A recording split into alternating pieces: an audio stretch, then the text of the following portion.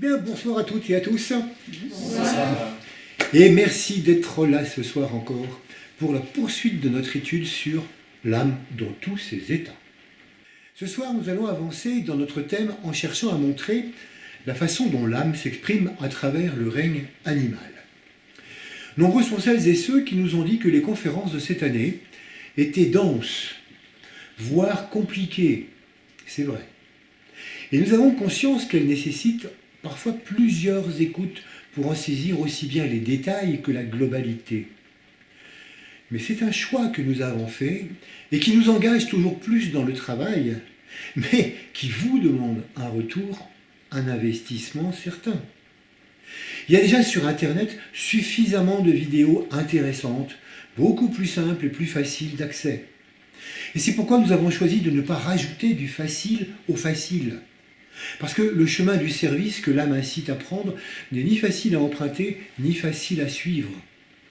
Il est exigeant et il invite la personnalité à la persévérance. À travers ces conférences, nous nous efforçons de rendre accessibles des enseignements ésotériques, mais nous sommes bien conscients du travail et de l'engagement que cela demande.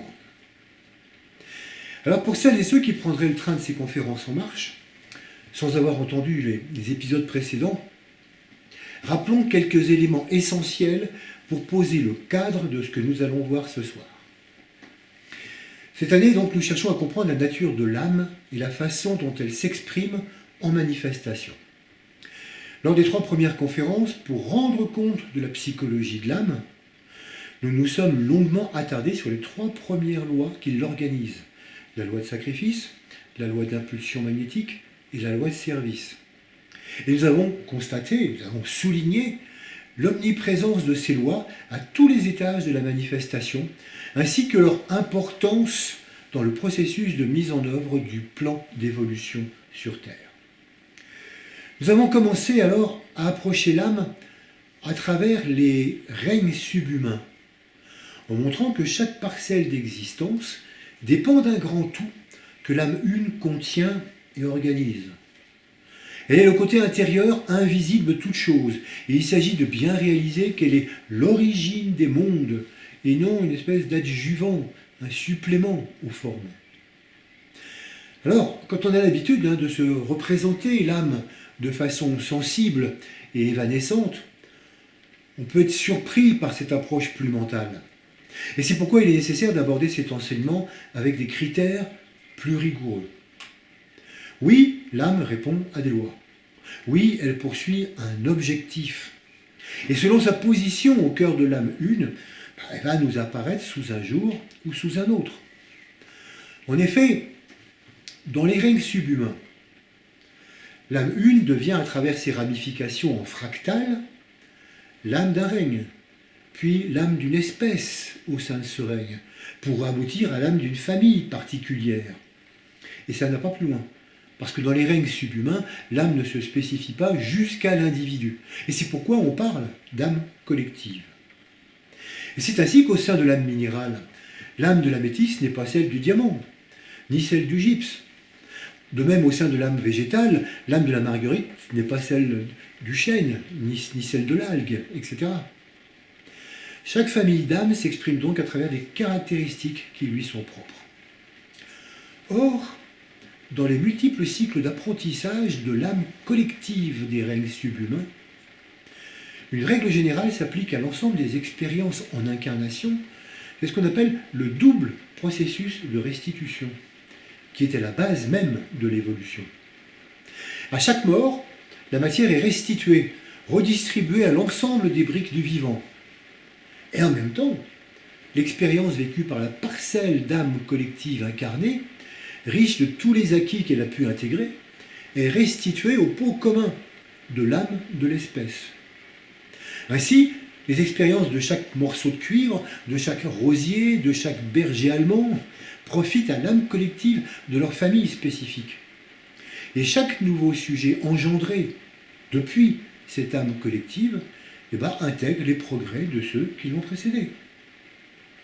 Cette situation, bien sûr, change complètement dans le règne humain, dont la principale caractéristique, c'est d'être individualisé, Il n'y a donc plus d'âme collective chez les humains, mais une âme pour chaque individu.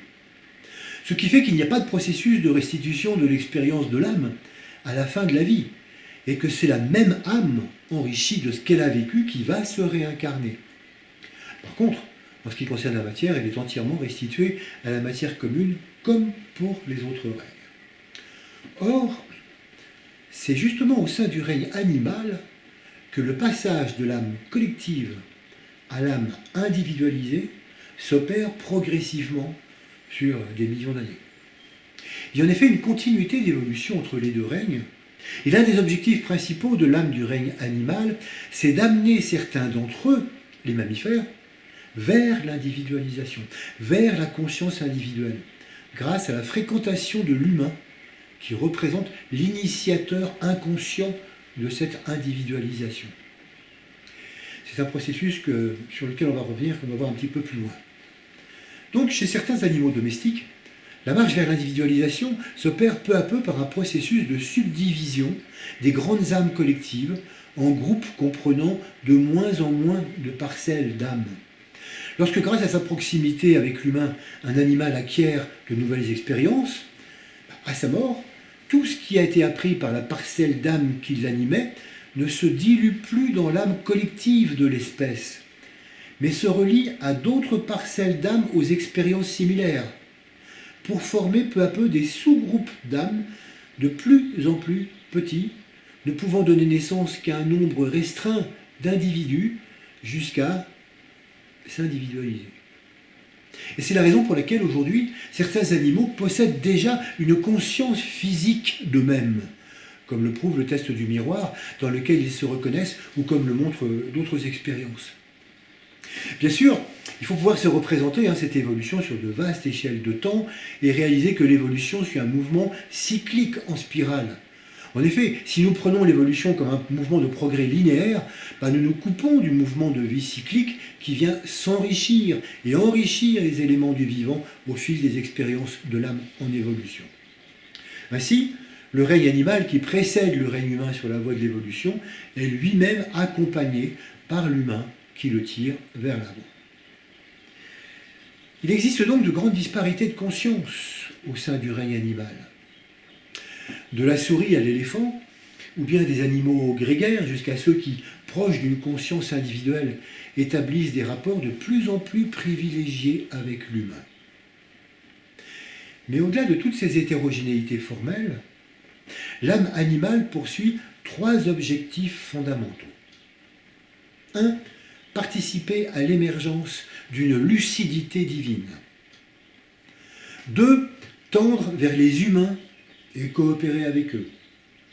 3. Témoigner de la puissance de la 3e qualité divine, l'intelligence créatrice. Donc, participer à l'émergence d'une lucidité divine, tendre vers les humains et coopérer avec eux, témoigner de la puissance de la 3e qualité divine, l'intelligence créatrice. Nous allons donc à présent étudier ces 3 objectifs et la façon dont ils épousent le processus évolutif mu par les 3 lois de l'âme, qui nous sont maintenant bien familières.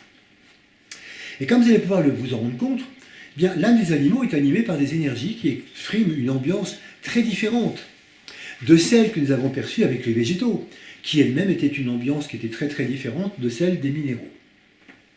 En ce qui concerne l'évolution de l'âme animale par la loi de sacrifice, nous n'allons pas entrer dans les détails, comme nous l'avons fait pour les règnes minéral et végétal, parce que c'est à partir des mêmes matériaux de base apportés par ces 2 règnes que le règne animal s'est peu à peu développé. Mais surtout, ne voyez aucune référence à la théorie darwiniste. Le développement des animaux ne vient pas d'une lente transformation des formes végétales en formes animales, comme certains le pensent. Non, pas du tout. C'est l'âme animale globale, porteuse des 3 objectifs que nous venons de citer, qui organise ses propres plans de manifestation au sein de la profusion des formes par lesquelles elle s'exprime. Et pour ce faire, elle va utiliser des éléments, des matériaux créés et mis en place par les âmes du minéral et du végétal. Les premiers animaux, d'après ce que les recherches actuelles nous en disent, sont apparus dans les océans presque conjointement aux premiers végétaux. Et les scientifiques d'aujourd'hui s'accordent pour dire que ces premiers animaux étaient vraisemblablement des éponges, des méduses et des anémones de mer. Puis vinrent des vers marins, des mollusques, des poissons. Progressivement, certaines formes toujours issues de l'âme animale, bien sûr, se sont installées sur la terre ferme. Et puis ce fut l'émergence des scorpions, des lézards et autres reptiles qui précédèrent la naissance des insectes, des araignées et plus tard celle des oiseaux et des mammifères. Le projet de départ de l'âme animale, c'était d'investir tous les milieux terrestres. Et elle créa donc des formes capables d'exister dans l'eau douce, dans l'eau de mer, dans l'air, sur terre, sous terre. Et ce, quel que soit le climat, depuis les déserts glacés des pôles jusqu'aux déserts brûlants, ou bien des fonds abyssaux jusqu'au sommet de l'Himalaya, partout les formes de vie animales se sont répandues. Aussi grandes que des baleines, aussi minuscules que les acariens ou les tardigrades, elles se sont installées sur tous les espaces de la planète. Pour vous donner une idée de cette profusion, nous avons vu que les scientifiques ont répertorié 5000 espèces de minéraux sur Terre et 500 000 espèces de végétaux. Ils estiment actuellement à 10 millions le nombre d'espèces animales, dont seulement 10% sont bien référencées. Alors, pourquoi cette diversité? Pourquoi une telle profusion? Pourquoi l'âme animale a-t-elle répondu à la loi de sacrifice en cherchant à investir les moindres recoins de la planète? Tout simplement pour répondre à son premier objectif, qui consiste à participer à l'émergence d'une lucidité divine. Premier objectif. Lucidité divine. Voyons de plus près ce que ça veut dire. Les enseignements ésotériques qui évoquent la lucidité divine disent qu'en fait, elle répond à une intention fondamentale du logos planétaire, de l'âme de la planète, de faire émerger une condition psychologique consistant à voir clairement la vie avec un V majuscule. Et donc la lucidité divine, c'est le résultat de ce qu'on appelle la vision divine, qui est une des qualités supérieures du sens de la vue. En effet, par le sens de la vue sur le plan physique, c'est avant tout le monde des apparences qui est perçu, c'est le monde des formes. Et puis par l'éveil progressif de conscience qui se déploie, une clairvoyance apparaît qui permet de voir au-delà des formes le monde des énergies et le monde de la conscience. Et puis enfin apparaît la vision divine, qui est la vision du monde des causes, la vision du monde primordial qui préexiste à tout. Et lorsque cette vision inclut aussi le monde des effets, le monde des formes, alors la compréhension essentielle de la vie, la lucidité divine est réalisée. Évidemment, c'est un très vaste projet qui dépasse de beaucoup l'âme animale, puisqu'il s'étend sur 3 règnes. Alors pourquoi le règne animal? En fait, le phototropisme du végétal et sa tendance à se tourner systématiquement vers la lumière est le point de départ de cette vision divine. Mais c'est dans le règne animal que ce processus prend véritablement son essor, qui ne s'accomplira parfaitement que à travers le règne humain. En effet, avant d'être capable de voir et de comprendre pleinement la vie, avant d'être capable de voir et de comprendre que ce monde est avant tout un monde de lumière, il y a de multiples étapes, et qui commencent tout simplement par l'expérimentation de tout ce que peut produire la vie, dans son infinie diversité. Et voilà pourquoi les étapes de ce processus imposent d'investiguer toutes les possibilités inhérentes à la planète. Les âmes animales vont inciter les formes de vie qu'elles créent à expérimenter des existences à choix multiples, pour reprendre le titre de la conférence de ce soir. Le premier objectif de l'âme animale consiste donc à expérimenter la vie dans tous ses champs et dans toutes les perspectives. Et si chaque animal ne vit qu'un nombre limité, évidemment, d'expériences, leur multitude permet une infinité d'expérimentations qui toutes informent la grande âme une qui anime ce règne. Et c'est pourquoi nous voyons apparaître l'œil dans le règne animal. Après des millions d'années à tâtonner dans le noir, l'âme animale a donné le jour à ce qui est peut-être sa plus sublime création, l'œil. Cet organe va être fondamental pour l'épanouissement de la lucidité divine, qui aboutira chez l'humain à l'ouverture du troisième œil. Une étude publiée dans National Geographic cite un groupe de chercheurs suédois dirigé par Erik Nilsson qui déclare: si vous demandez aux gens à quoi servent les yeux des animaux, ils vous répondront à la même chose que chez les humains. Oui, oui, mais c'est faux. C'est totalement faux. Et il ajoute que le règne animal compte une variété d'yeux quasiment infinie. Certains ne voient qu'en noir et blanc, d'autres distinguent la totalité de l'arc-en-ciel, et même des lumières indiscernables pour l'œil humain. Certains ne perçoivent que même pas la provenance de la lumière, alors que d'autres détectent une proie qui court à des kilomètres de distance. Les yeux les plus minuscules sur la tête d'une micro-guêpe sont aussi petits qu'une amibe. Les plus gros, chez les calmars géants, ont la taille d'une grande assiette. L'œil du calmar, d'ailleurs, comme le nôtre, fonctionne à la façon d'un appareil photo. Un seul cristallin y concentre la lumière sur une seule rétine. En revanche, l'œil de la mouche est un œil à facettes, qui répartit la lumière sur des milliers d'unités indépendantes, dont chacune a sa propre lentille et ses propres photorécepteurs. Les yeux humains, comme ceux de la mouche et du calmar, sont fixés par paires sur la tête. Mais l'étoile de mer en a au bout de chaque bras. Certaines méduses en possèdent 24. Et le corps de l'oursin pourpre fait office d'unique gros œil. Il a des yeux dotés de lentilles bifocales, d'autres pourvus de miroirs, et même des yeux capables de regarder simultanément en haut, en bas et sur les côtés. Alors, encore une fois, une telle diversité a de quoi déconcerter. Certes, tous les yeux détectent la lumière, mais celle-ci répond en fait à de nombreux usages. La lumière peut traduire l'avancée du jour, la profondeur de l'eau, la présence d'ombre. Elle peut se réfléchir sur les ennemis ou les partenaires et les abris. Mais quand même, pourquoi l'âme animale a-t-elle conçu autant de sortes d'œils? Tout simplement parce que l'œil est l'organe majeur pour expérimenter l'existence et en tirer le son. Il existe donc un œil par type d'expérience. Et un œil adapté à chacune des situations créées. Et un œil qui, depuis sa vision particulière, permet de comprendre et d'évoluer dans la réalité contextuelle dans laquelle chaque animal évolue. Pour chaque forme de vie, l'œil déploie l'observation et la curiosité adaptée à l'environnement pour lui permettre de croître et de subsister. Il permet le déplacement, la mobilité, le repérage dans l'espace et la juste appréciation des distances vis-à-vis des autres dans un environnement donné. Le règne animal est ainsi le premier règne que l'âme dote de curiosité. Car il faut de la curiosité pour se déplacer. Il faut de la curiosité pour aller chercher sa nourriture, la choisir. Il faut de la curiosité pour aller rencontrer son partenaire, même si la curiosité reste évidemment instinctive. Et puis les yeux permettent aussi d'établir divers rapports entre tout ce qui est vu. Et ils fournissent une base essentielle au développement de l'intelligence, qui est une des caractéristiques fondamentales de l'âme animale, comme nous allons le voir plus tard.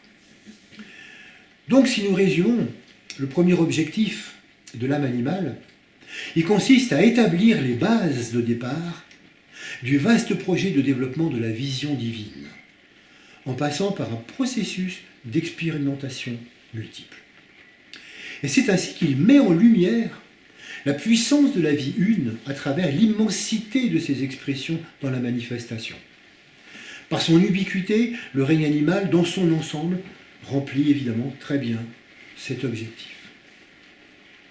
Alors, voyons à présent comment l'âme animale participe aux relations, aux interactions et à la solidarité qu'on voit à l'œuvre dans l'extraordinaire interdépendance de toutes les formes de vie au sein de la nature. Comment répond-elle à la loi d'impulsion magnétique? Alors, comme nous l'avons vu avec le règne végétal, le règne animal fonctionne aussi comme un tout au sein duquel les espèces interagissent en permanence.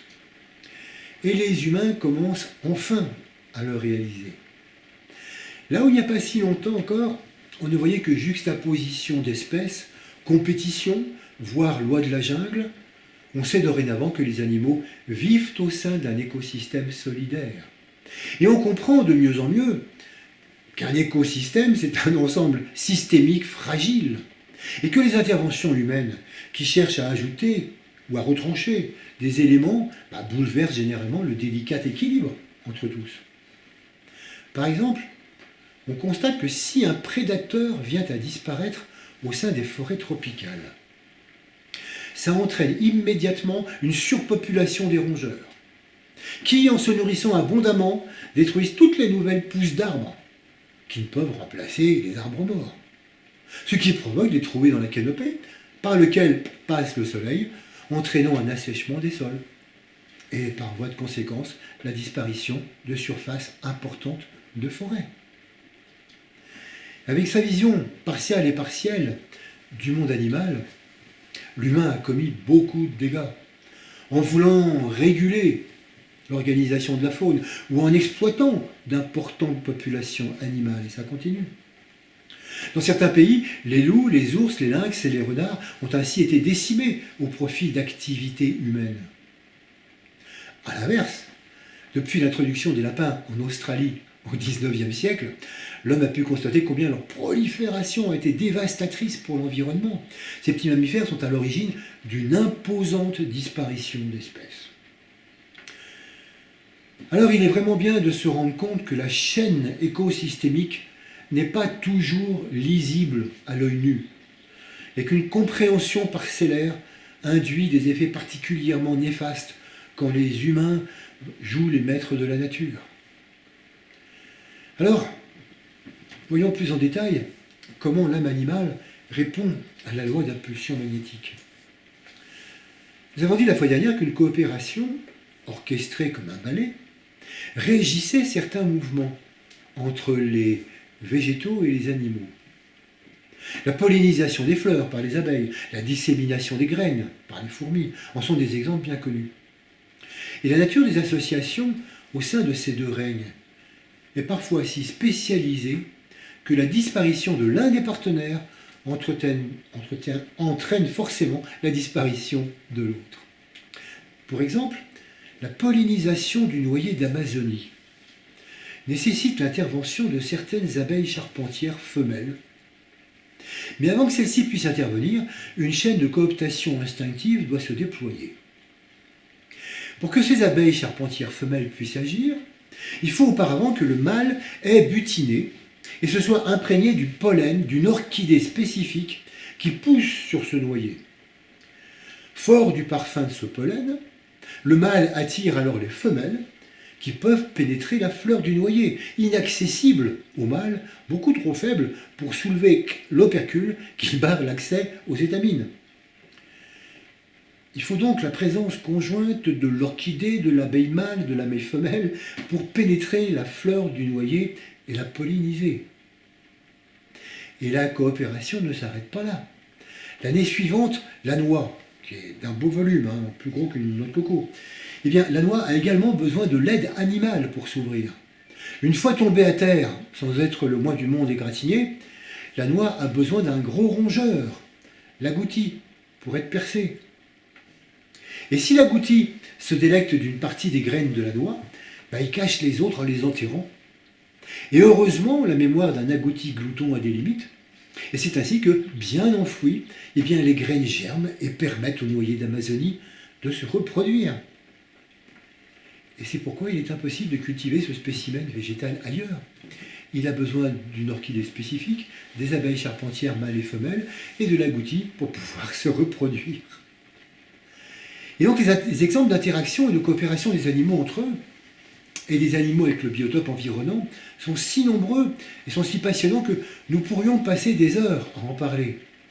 Mais ce serait alors être captif des formes, au point de risquer d'oublier que les descriptions que nous faisons de ces interactions ne sont là que pour montrer les effets de la loi d'impulsion magnétique, à l'arrière-plan de toutes les manifestations de l'existence.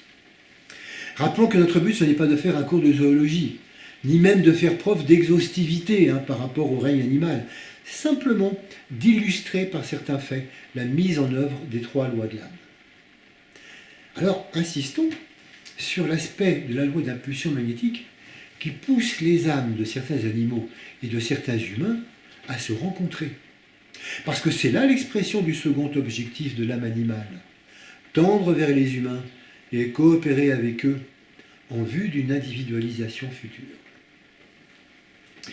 Et cet avenir, comme nous l'avons dit, ne concerne pour l'instant qu'une partie du règne animal, les mammifères.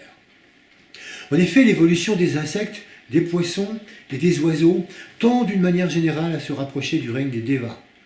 Mais ça, nous en parlerons à propos de l'âme des Devas au mois d'octobre. Pour l'heure et pour notre propos, il est important donc d'avoir en tête que seuls les mammifères ont pour objectif immédiat l'individualisation qui mène au règne humain. Et donc l'énergie qui stimule les animaux dans cette direction, c'est celle du rayon 6, d'idéalisme et d'émotion. L'action de ce rayon incite inconsciemment de plus en plus d'animaux à se tourner vers l'humain. Et c'est de là que s'originent les processus de domestication et d'apprivoisement, si bien traduits par Saint-Exupéry à travers les scènes entre le renard et le petit prince. La domestication et l'apprivoisement témoignent de la reconnaissance par l'animal de la primauté du règne qui le suit dans l'échelle de l'évolution, une fois l'ensemble des règnes constitués. Par l'incidence de la poussée du rayon 6, l'animal accepte de brider son instinct pour obéir aux injonctions de l'humain. En effet, les hommes ont une tendance croissante à considérer leurs animaux domestiques comme des entités individuelles. Ils sont reconnus, nommés, choyés, et leur apprivoisement les rend dépendants de leur maître, au point de développer chez eux un besoin de reconnaissance et d'exclusivité. Le territoire qu'ils défendent alors n'est plus uniquement géographique, mais aussi affectif, parce qu'ils peuvent même développer une certaine jalousie par rapport à leurs congénères qui pourraient leur voler la primauté. Et ce rapport affectif génère chez l'animal un désir de comprendre ce que demande le maître, pour lui obéir et le satisfaire. Et c'est grâce au développement de cet embryon de compréhension que l'humanité éduque progressivement les animaux et les aide à construire les rudiments de mental qui les conduiront à l'individuation. Il est donc important de comprendre qu'on aide les animaux à s'individualiser non par l'affectif, mais par le développement de l'intelligence et de la compréhension. D'ailleurs, juste comme ça pour ouvrir une petite parenthèse, il est intéressant de mettre en parallèle le rapport qui relie l'animal à l'humain et celui qui relie l'humain au règne qui le suit, le règne de l'âme. En effet, l'âme cherche à apprivoiser l'aspect personnel de l'humain pour qu'il se mette totalement à son service et troque son intérêt égoïste pour les valeurs de la conscience d'ensemble. Ainsi, le passage du 4e au 5e règne exige de l'humain qu'il se mette à la disposition de son maître intérieur, l'âme, et lui obéisse. Fermons la parenthèse. Alors, l'énergie du rayon 6 donne aussi au règne animal la perception instinctive du but qu'il doit atteindre. C'est cette énergie qui pousse l'animal, lors des migrations, à suivre la route qu'il sent avec une obstination et une persévérance sans pareil, sur des milliers de kilomètres parfois. C'est avec cette énergie d'idéal et de dévotion que se crée un lien affectif profond. Et la dévotion du chien à son maître ou à sa maîtresse en est un exemple. Chez l'animal, le rayon 6 s'exprime aussi par l'odorat, par le flair, outil indispensable pour se procurer de quoi manger, mais aussi pour trouver un partenaire sexuel ou reconnaître des humains particuliers. Et les animaux qui acceptent de se laisser apprivoiser sentent intrinsèquement que leur soumission à l'homme est une bonne direction à suivre. Et cette perception de la bonne direction concerne aussi les animaux migrateurs. Des recherches sur le comportement animal ont mis en évidence que c'est la contrepartie subtile du sens de l'odorat qui permet aux pigeons voyageurs, aux oiseaux migrateurs, aux papillons monarques, ou même aux saumons, de retrouver infailliblement leur lieu de départ. Ils sentent et suivent la direction qui les ramène à la maison. Et donc, comme on peut le voir, la loi d'impulsion magnétique conditionne depuis très longtemps la coopération entre les âmes animales et les âmes humaines. Et cette lointaine complicité a développé, selon la nature des liens tissés, des degrés d'évolution au sein de la conscience animale. De même que nous avons mis en évidence 3 classes de conscience dans les minéraux et les végétaux, nous avons trouvé aussi ces 3 classes de conscience dans le règne animal. La plus évoluée se compose des animaux apprivoisés, comme le chien, le chat, le cheval, l'éléphant, le dauphin et quelques autres. Puis viennent en second lieu les animaux sauvages et dangereux, les grands fauves carnassiers, qui pour l'instant pourtant évoluent loin des humains, mais apprennent à développer leur intelligence en développant des stratégies pour se nourrir et défendre leur territoire. Et enfin, nous trouvons tous les autres mammifères. La coopération entre l'âme humaine et l'âme animale, au sein de la manifestation, permet aux animaux les plus avancés de développer une véritable psychologie qui va bien au-delà de la psychologie comportementale propre à l'espèce. Celles et ceux qui vivent avec des animaux domestiques ou les approchent de près constatent que des communications de plus en plus subtiles s'établissent, qu'une télépathie éthérique et une télépathie sensible s'installent et débouchent sur une réelle compréhension mutuelle. Et c'est ainsi que les liens se tissent et se complexifient. Voilà pourquoi, une fois l'effet de la loi d'impulsion magnétique avéré, on peut maintenant étudier comment l'âme animale va mettre en œuvre la loi de service, ce pourquoi elle s'est véritablement incarnée. Alors cette loi, nous l'avons vu, est avant tout un élan de vie de l'âme qui cherche à rayonner, d'une manière ou d'une autre, sur l'ensemble des autres âmes. Et ça n'est pas un ensemble de services concrets, rendus à ses congénères ou à l'humanité. Nous avons clairement établi cette différence pour les autres règnes, nous allons faire de même avec le règne animal. Nous ne devons donc pas confondre le service de l'âme animale à travers sa forme et les indéniables et très nombreux services rendus par ce règne à l'humanité et à tous les terriens. Parce que les animaux sont les ouvriers de la planète. En effet, on pourrait parler des vers de terre, capables de retourner toute la terre d'un jardin en 50 ans. On pourrait parler des oiseaux qui transportent des graines, des troupeaux qui migrent dans la savane ou dans les grandes étendues sauvages et les entretiennent.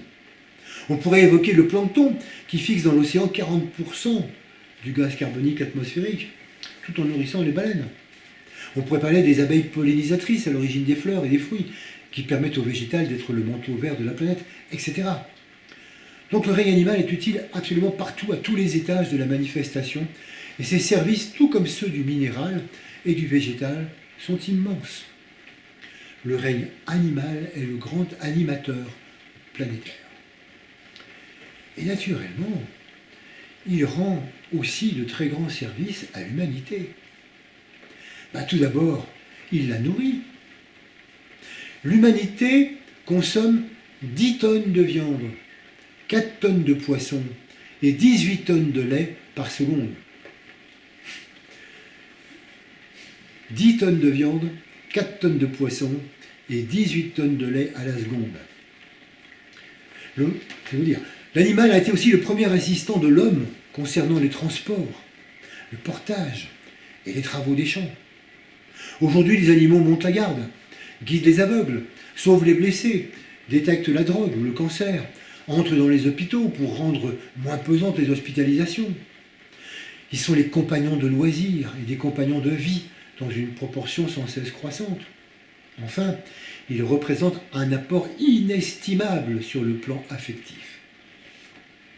Et le nombre d'animaux domestiques est tel qu'il a vu se développer une industrie spécialisée et fort lucrative.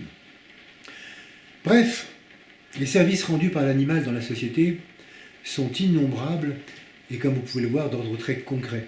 Mais il ne s'agit pas là du véritable service, il s'agit là que de l'aspect formel et factuel des 1001 utilités de ce règne pour l'ensemble.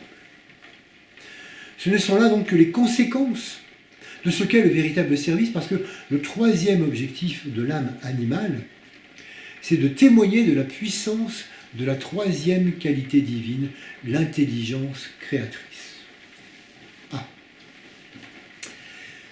Donc, après avoir vu sa participation à la lucidité divine, après avoir vu son rapprochement avec les autres règnes, et en particulier l'humanité, voyons maintenant que son service, c'est de faire don d'intelligence.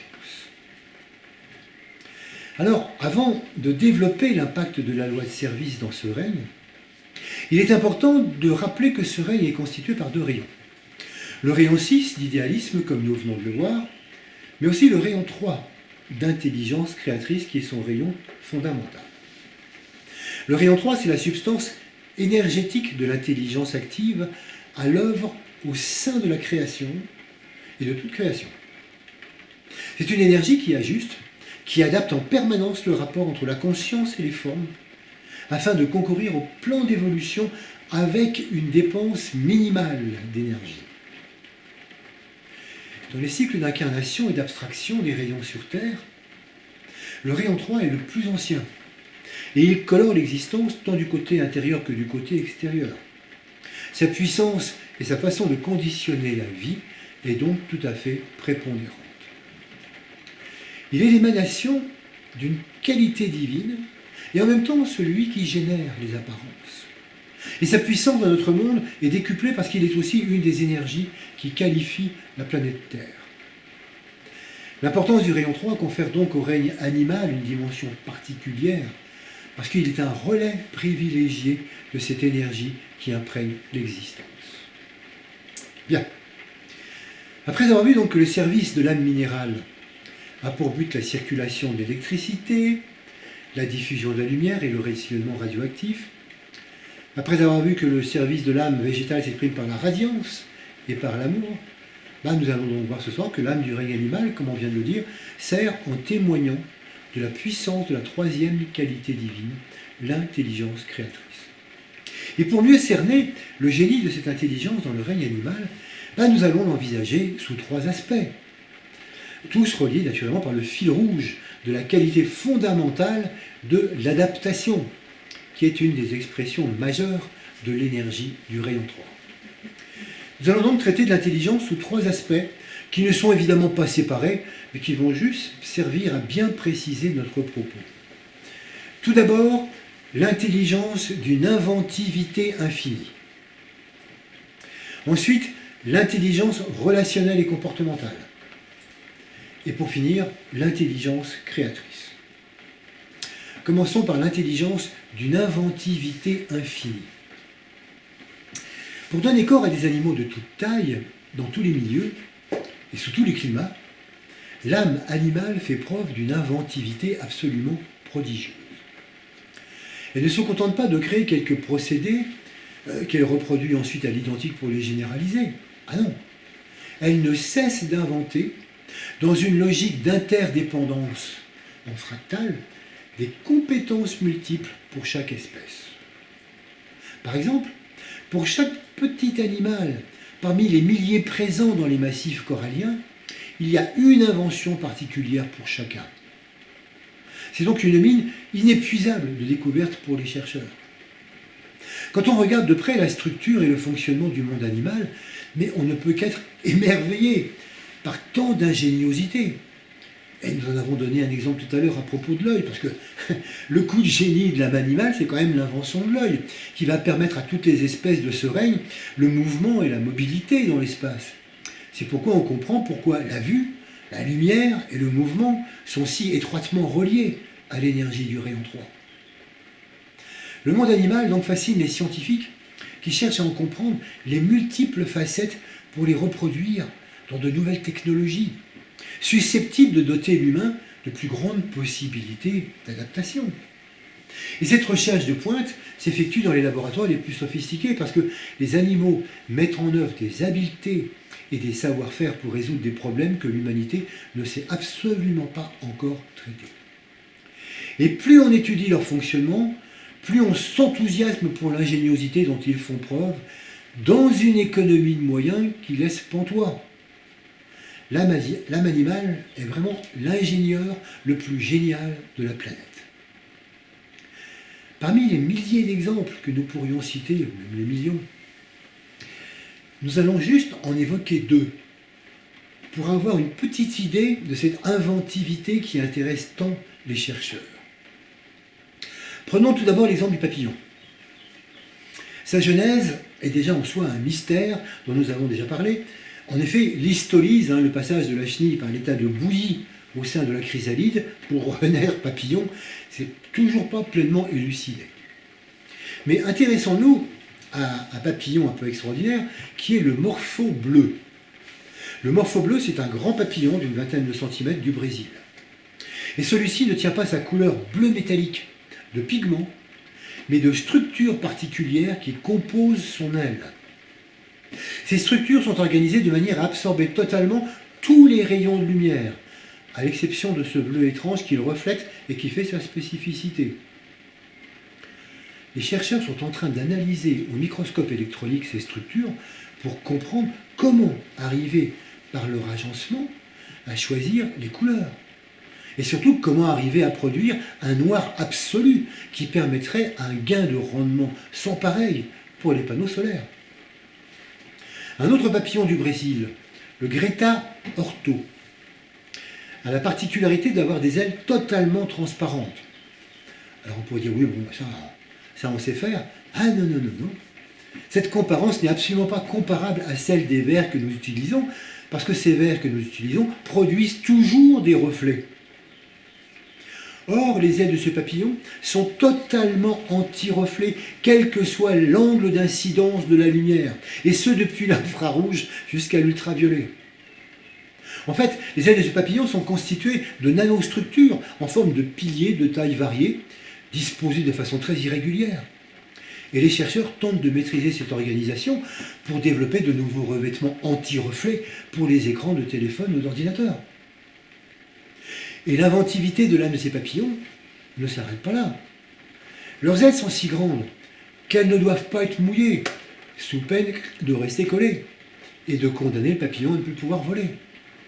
Et là encore, les nanostructures de leurs ailes sont telles qu'elles repoussent toute goutte d'eau qui vient à leur contact. Les ailes de ces papillons sont le matériau le plus hydrophobe qu'on ait jamais inventé. À tel point que les scientifiques cherchent à imiter cette structure pour la reproduire sur des structures métalliques qui deviendraient ainsi totalement insubmersibles. Quant à leur odorat, capable de détecter une molécule de phéromone à 12 km de distance, là on n'imagine même pas comment on peut arriver pour l'instant à imiter cela. Premier exemple.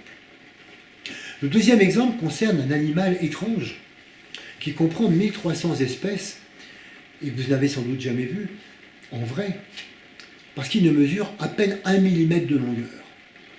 C'est le tardigrade, encore appelé ourson d'eau.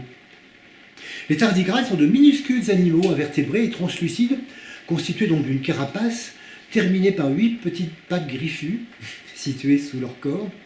Et donc ils ressemblent un petit peu à des chenilles, avec un système nerveux et digestif, avec une tête, des yeux. Ils se reproduisent par œuf.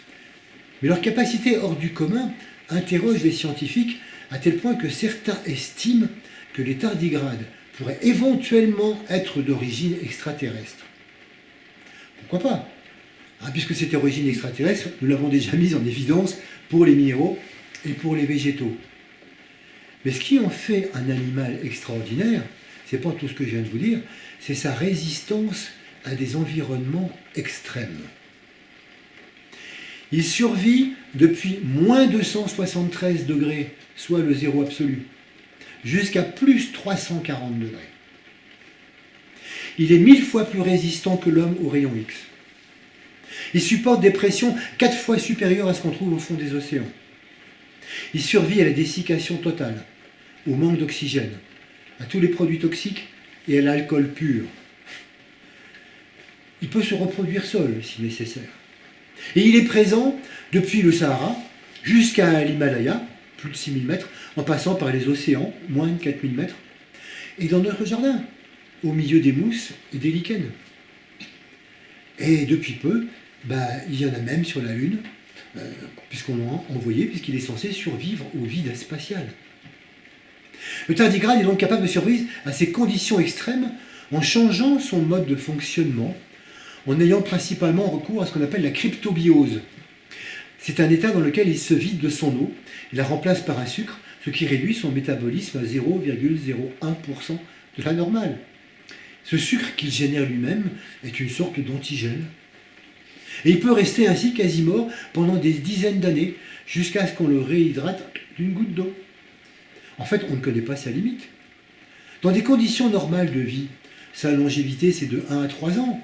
Mais comme les périodes de cryptobiose n'interviennent pas du tout dans ce décompte, on ne sait pas du tout quelle est sa limite.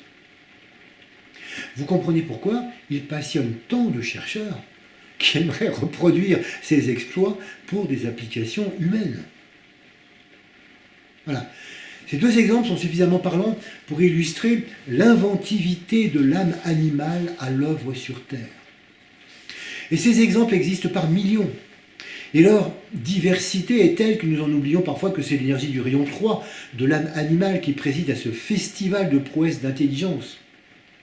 Et là encore, nous devons faire un effort pour ne pas rester fascinés par le monde des apparences en faisant preuve de lucidité divine pour comprendre tout ce que cette création implique en amont. Alors du coup, on peut s'interroger, mais à quoi ça sert? À quoi sert une telle débauche d'invention? Eh bien en fait, c'est comme si l'âme une, à travers l'âme animale, cherchait à démontrer l'infinité des possibles de l'intelligence créatrice qui la constitue. À travers ce règne, l'âme nous montre la puissance illimitée qui préside à la création divine. À l'âme, rien d'impossible. Voilà ce que ça démontre.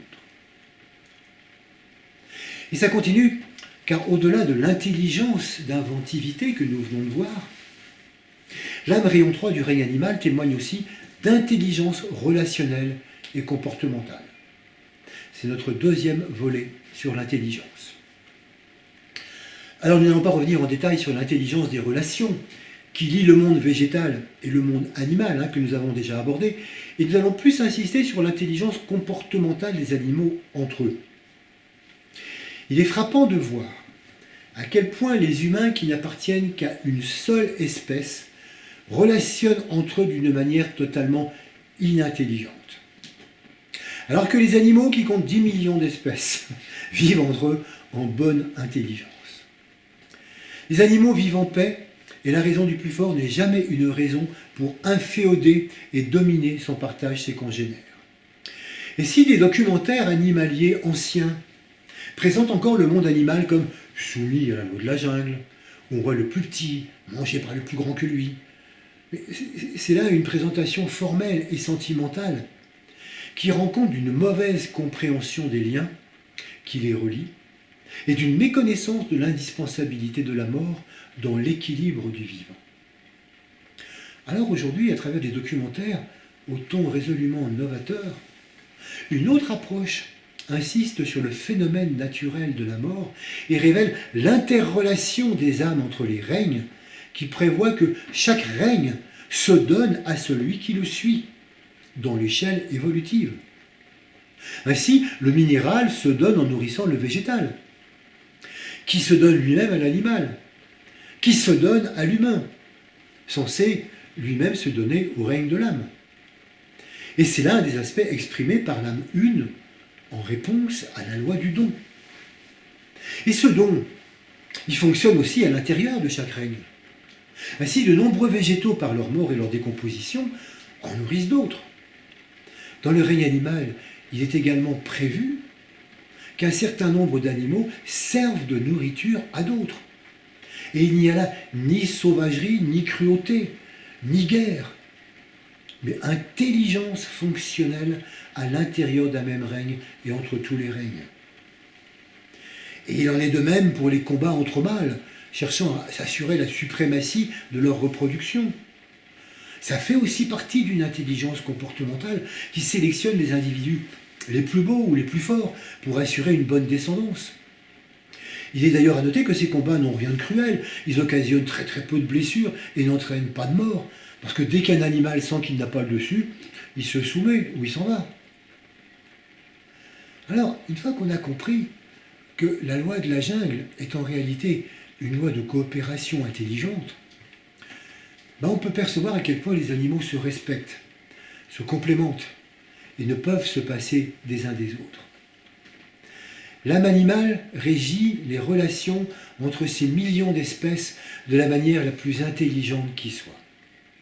Et c'est sous son influence qu'on voit naître des structures relationnelles qui vont perdurer chez l'humain, comme la famille, la communauté et des organisations sociales étonnantes, comme chez les abeilles, les fourmis et les termites.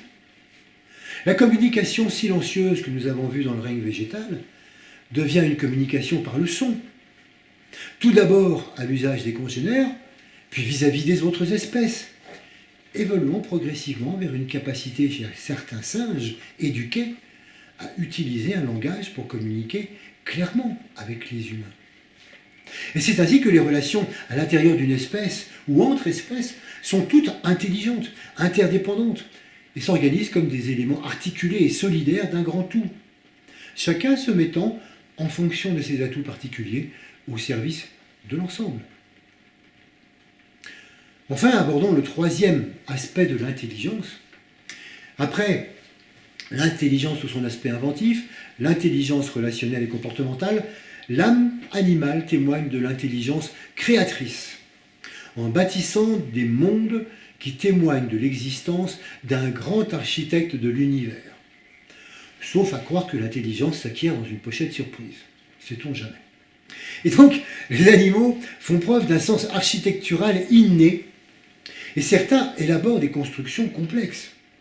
Ce sont des maîtres d'œuvre qui utilisent tous les matériaux à disposition dans leur environnement pour échafauder des constructions sophistiquées qui servent de logement, de lieu de reproduction, de zone de stockage pour la nourriture, ou même de pièges. Et là encore, le maître mot dans le monde animal, c'est adaptation. Adaptation aux matériaux, aux conditions de vie, au climat, à l'environnement et aux autres espèces. Parmi les exemples familiers, signalons l'extraordinaire intelligence géométrique de l'araignée qui tisse sa toile. La rigueur de la structuration des abeilles, qui élabore des cellules de cire parfaitement hexagonales. L'ingéniosité des termites, qui réussissent à construire des mégalithes dans lesquels la température est maintenue constante. L'opiniâtreté des castors, qui à partir de branches, de boue et de cailloux construisent des barrages qui donnent naissance à des étangs artificiels. La reste des oiseaux, pour construire leur nid. D'ailleurs, au sujet des oiseaux, notons en particulier le superbe travail du tisserin mâle, qui réussit à tisser un nid fait de lanières d'herbe et de paille tressée suspendues aux branches des arbres. Le tisserin est un véritable tisserand. Et c'est du travail bien fait. Et d'ailleurs, il sait qu'il doit apporter un soin précis à cette construction, parce que les femelles inspectent les nids les uns après les autres, et choisissent leurs compagnons en fonction de la qualité de fabrication du nid. La femelle tisserin sait que l'attention et l'intention portées à la relation et l'environnement sont gages de sécurité et d'harmonie. Enfin, finissons ce petit inventaire par l'impressionnante création du républicain social. C'est un oiseau. Drôle de nom pour un oiseau, républicain social. C'est un oiseau d'Afrique du Sud, un petit passereau. Mais il a amplement mérité son nom parce que ce drôle d'oiseau a inventé l'habitat partagé et la vie en collectivité. Des centaines d'oiseaux de son espèce bâtissent un nid collectif qui peut atteindre 4 mètres de hauteur et 7 mètres de large. Et ces nids sont occupés toute l'année et peuvent servir d'habitat à plusieurs générations. Et malins, les oiseaux ont aussi inventé l'architecture intérieure parce qu'ils ont structuré leur nid en chambres individuelles. La nuit, les chambres centrales où les oiseaux dorment maintiennent la chaleur. Quant aux chambres en périphérie du nid, elles sont utilisées dans la journée et permettent simplement aux oiseaux de rester à l'ombre. Et puis, certains animaux ne construisent rien de bien particulier, mais démontrent l'intelligence créatrice du rayon 3 simplement par leur adaptation aux conditions de vie continuellement changeantes que notre civilisation leur impose, en particulier concernant la raréfaction de leur habitat. Et puis, d'autres se font remarquer par l'utilisation d'outils. ou d'attitudes inventives pour parvenir à se procurer de la nourriture, comme ces mésanges qui en Angleterre avaient appris le siècle dernier à casser l'opercule des bouteilles de lait qui étaient déposées devant les maisons le matin pour se sustenter. Alors, on pourrait raconter bien d'autres choses passionnantes, mais là encore, ces quelques exemples suffisent à montrer la façon dont l'âme animale témoigne de l'intelligence créatrice, en tant que qualité divine à l'œuvre. Parce que c'est là le véritable but de toutes ces histoires passionnantes. L'âme animale démontre à tous l'existence de cette énergie d'intelligence créatrice et ses extraordinaires potentiels, lorsqu'ils sont utilisés d'une manière solidaire, pour le bien de tous, sans gaspillage d'énergie et sans surconsommation. Enfin, pour conclure cette première partie, formulons de manière synthétique les lois de service que l'âme met en œuvre à travers les règnes minéral, végétal et animal. On en a déjà donné un aperçu tout à l'heure, mais en termes d'énergie de rayon, on pourrait simplement dire que le service du minéral est une expression subhumaine du rayon 1, que le service du végétal est une expression subhumaine du rayon 2, et que le service de l'animal est une expression subhumaine du rayon 3. Et qu'à travers ces trois expressions, ce qui transparaît, c'est l'âme une à l'œuvre, à travers ces trois qualités fondamentales, et la façon dont se jouent et s'articulent à un certain niveau toutes ces différentes lois.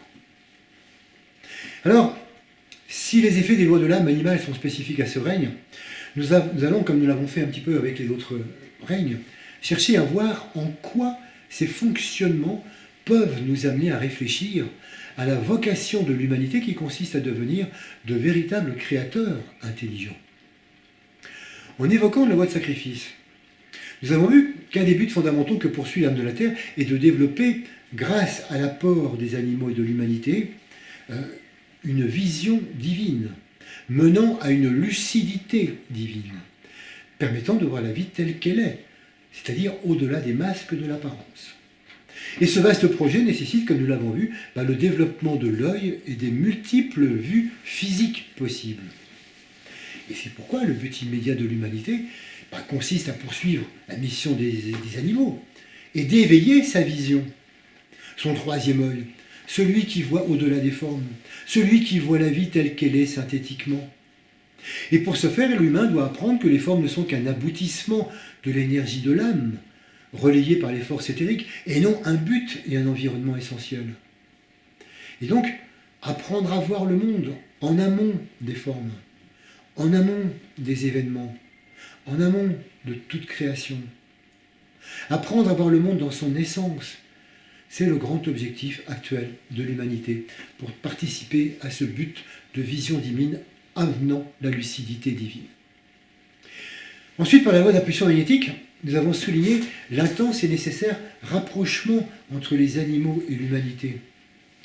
Et de même que l'avenir du règne animal passe par la compréhension du règne humain pour pouvoir s'individualiser, l'avenir de l'homme se décide dans la conscience de groupe qui règne au sein du cinquième règne, le règne de l'âme. Si on poursuit le parallèle, certains enseignements ésotériques disent des animaux qui réussissent leur approche vers l'humain qu'ils forment un groupe intermédiaire entre l'ensemble des autres animaux et l'humain. De la même manière que les hommes et les femmes qui réussissent à vivre au contact de leur âme forment un groupe intermédiaire entre l'humanité et la hiérarchie des maîtres, groupe qu'on appelle le groupe des serviteurs du monde. Et puis en abordant la loi de service, nous avons vu que celle-ci impose la mise en œuvre par l'âme animale de l'énergie du rayon 3 d'intelligence créatrice. Et si l'âme des humains n'est pas directement qualifiée par le rayon 3, la psychologie de la personnalité humaine, elle, en est très imprégnée. Et c'est pourquoi il est intéressant de constater que tant que l'humanité est en conscience de masse et qu'elle n'a pas encore développé sa personnalité, elle est régie par une intelligence instinctive comportementale respectueuse des autres règnes de la nature. Pas de problème. Mais en conscience individuelle, l'humain cesse de se considérer comme partie de la nature. Il s'en extrait, il s'en distingue et se l'approprie pour la modeler à sa guise et en faire ce qu'il veut. Dès lors, là où l'âme animale a déployé des trésors d'ingéniosité pour s'adapter à toutes les circonstances, La personnalité humaine ne cherche pas du tout à s'adapter à la nature et à son formidable système solidaire. Non, la personnalité humaine cherche à adapter la nature à ses propres besoins. S'en suivent alors des comportements remarquablement inintelligents vis-à-vis des végétaux, des animaux et même de ses semblables.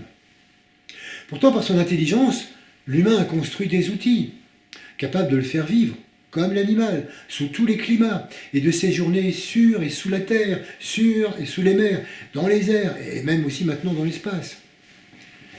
Mais toute cette technologie nécessite une surexploitation des minéraux, des terres rares, des énergies de la terre, et provoque une pollution de l'air et des océans qui met en danger la vie planétaire. Par ces comportements, l'humain est en train de détruire tous les écosystèmes, sans réaliser que ses inventions mettent à mal la nature et se retournent inexorablement contre lui.